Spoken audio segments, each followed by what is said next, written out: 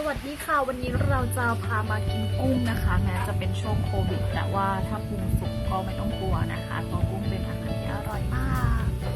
นี่